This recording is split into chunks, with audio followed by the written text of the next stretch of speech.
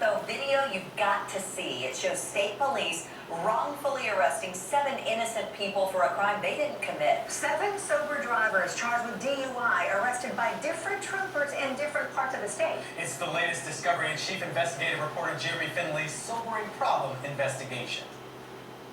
Go ahead and step on out of the car. We're going to have a conversation, okay?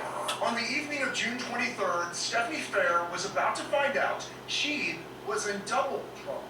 There's a very distinct odor of alcohol that comes from either a person or inside the vehicle. Right. I understand, but in my life, I don't drink alcohol. I just ate.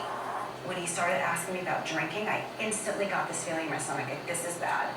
And it was. She'd been pulled over for failing to move over, something the state trooper was not pleased about. You know, when I was wrapping up the traffic stop, I come up to the car and it just reeks of alcohol. You can see it in your eyes. He clearly states he could smell the odor of alcohol beverage. Yeah, that, when he said he could smell it, I know this is corrupt. This is completely wrong. Place your hands on your back. Because you're being placed on arrest for vehicle.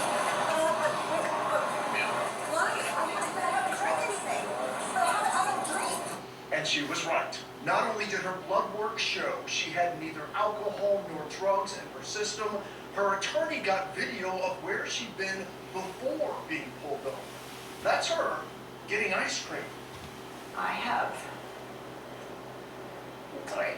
tried. I was more scared being with that cop alone than I actually was inside the jail. I was terrified. Candace Slade can sympathize. After her car flipped in an accident, a state trooper asked her to do a field sobriety test, clearly in pain. She doesn't do well. I know I bombed it. I mean, I was in shock. I had my training on the back and I was I thought, oh my God, I'm going to lose my daughter, who I can't lose her. You know, I can't lose my license. I mean, this is my life. Several $1,000s paid to an attorney later, she got her blood work. No alcohol. Her level of prescription medication so low, the charge of DUI was dismissed. I ended up broke, trying to prove my innocence. Yes, I won. It was dismissed, but I'm terrified to drive now. It also happened to Lucretia Beatty.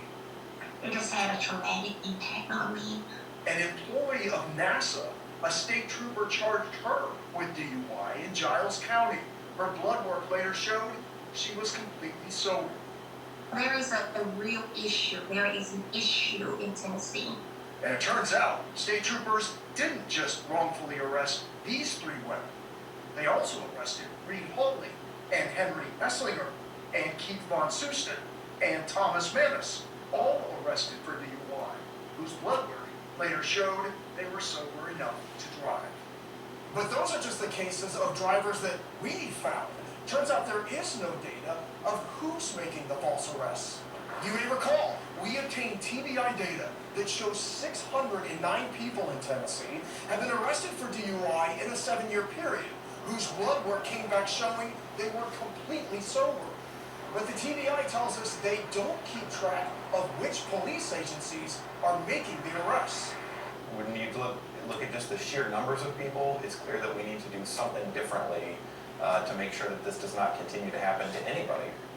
Something's wrong, and somebody's not following the proper standards.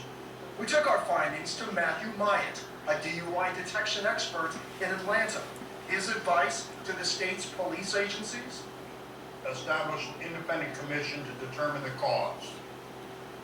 Whether it's training, whether it's bad officers, whether it's a misunderstanding of the proper procedures, whatever the state of Tennessee needs to do to fix this problem, they need to take affirmative, positive steps immediately.